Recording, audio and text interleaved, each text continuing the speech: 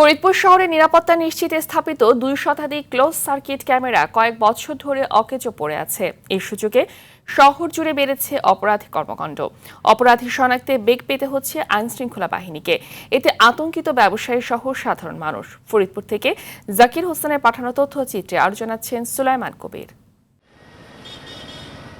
অপরাধ প্রবণতা কমাতে 2021 সালে ফরিদপুর শহরের বিভিন্ন গুরুত্বপূর্ণ পয়েন্টে 2 শতাধিক সিসি ক্যামেরা স্থাপন করে জেলা পুলিশ। এসব ক্যামেরা নিয়ন্ত্রণ করা হতো পুলিশ সুপারের কার্যালয় থেকে। এতে কমেছিল অপরাধ, স্বস্তিতে ছিল শহরবাসী।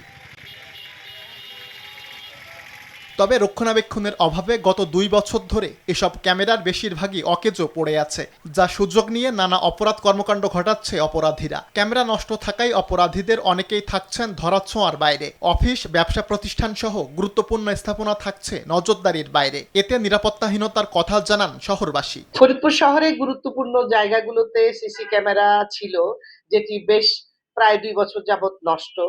এটি নষ্ট হওয়ার ফলে অপরাধ বেড়ে যাচ্ছে।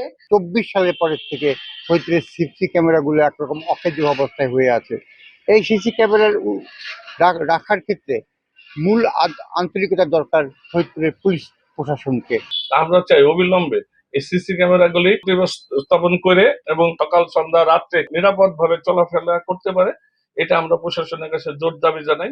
দ্রুত সব অকেজো ক্যামেরা মেরামতের কথা জানিয়েছেন জেলা অতিরিক্ত পুলিশ সুপার। জেলা প্রশাসন, পুলিশ প্রশাসন এবং পৌরসভা এবং জেলা পরিষদের সমন্বয়ে আমরা একটি পরিকল্পনা হাতে নিয়েছি। 1 সপ্তাহ থেকে 10 দিনের মধ্যেই ফরিদপুর মূল শহর কেন্দ্রিক যে সিসিটিভি ক্যামেরার নেটওয়ার্কের আওতায় নিয়ে আসা, এটা আমরা বাস্তবায়ন দেখতে পাবো।